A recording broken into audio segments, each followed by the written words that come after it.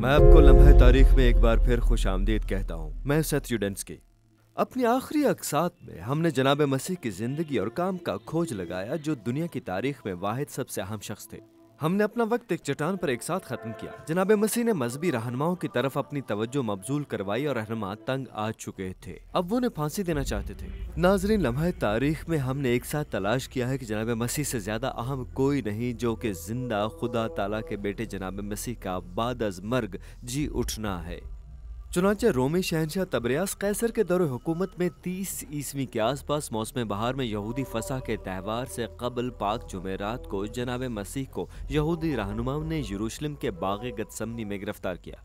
उन्हें उनके शागिर्दों में से एक यहूदा ने धोखा दिया था। पाक जुमेरात की रात देर गई और पाक जुमे की सुबह जनाब मसीह यहूदी रहनुमाओं के सामने मुकदमे का सामना कर रहे थे। उन पर मुकदमा चला गया, पीटा गया, कोड़े मारे गए और आखिरकार उनके सर पर एक कांटों का फर्जी ताज डाला गया। जनाब मसीह की गिरफ्तारी और फिर उन्हें सजा दिलाना शायद दुनिया की सबसे बड़ी सितम ज़रीफी थी कि अगरचे जनाब मसीह पर एक आम मुजरिम की तरह मुकदमा चलाया गया था, लेकिन उन्होंने कोई भी जुर्म नहीं किया था। हम सब ने किसी न किसी जुर्म का इर्तकाब किया होगा। हम सब ने झूठ बोला है, हम सब ने लालच किया है, चोरी की है और धोखा दिया है, लेकिन जनाब मसीह ने नहीं। दुनियावी तारीख में जिन लोगों के खिलाफ मुकदमा चलाया गया उनमें से जनाब मसीह वाहिद शख्स थे जो वाकई बेगुनाह थे। जनाब मसीह को कानूनी तौर पर मौत के घाट उतारने के लिए यहूदी रहनुमाओं को जुम्मे की सुबह यरूशलेम में एक जंगली हुजूम के सामने हुक्मरान रोमी हुकूमत की मंजूरी की जरूरत थी। पिलातुस को उनमें कोई ऐब नजर नहीं आया, लेकिन फसाद के दहाने पर खड़े हुजूम की ख्वाहिशात के सामने झुककर उसने जनाब मसीह को सलीब पर चढ़ाने के लिए यहूदी रहनुमाओं के हवाले कर दिया। जनाब मसीह ने गोलगोता की पहाड़ी पर सख्त सफर किया जिसे यरूशलेम के बिल्कुल बाहर स्कल कहा जाता है। उन्हें दो मुजरमों के दरमियान सलीब पर लटकाकर इंतहाई शर्मनाक अंदाज में मौत के घाट उतार दिया गया, जिसके बारे में इंसानियत इल्म रखती है। आखिरकार सपहर को जनाब मसीह ने आखिरी सांस भरी और रूह छोड़ दी। वो एक आम मुजरिम की मौत के बाद वफात पा गए, लेकिन यहाँ कुछ बड़ा हुआ। गुनहगारों को खुदा ताला के साथ दोबारा मिलाने के लिए हमें एक मुतबादिल कुर्बानी की जरूरत थी।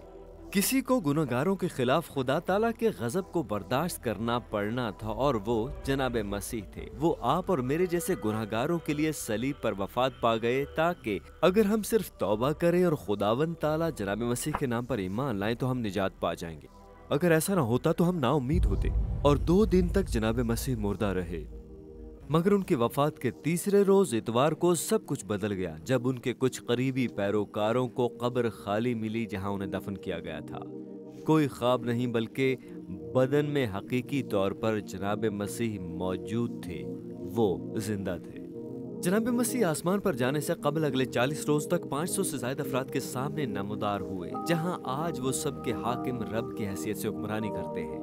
और यहाँ आइए सीरीज में हमारी ये दुआ है कि आप खुदा ताला के बेटे जनाब मसीह की निजात की कुदरत को जाने जो सलीब पर वफात पा गए थे और हम गुनहगारों को बचाने के लिए दोबारा जी उठे।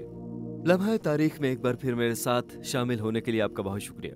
अजीज नाजरीन, इस वीडियो को देखने के बाद अगर आप इंजील शरीफ का मुफ्त नुस्खा हासिल करना चाहते हैं तो हमें अपना मुकम्मल पता बमा मोबाइल फोन के अरसाल कर दें। हम पूरी कोशिश करेंगे कि आप तक इंजील शरीफ का मुफ्त नुस्खा पहुंच जाए।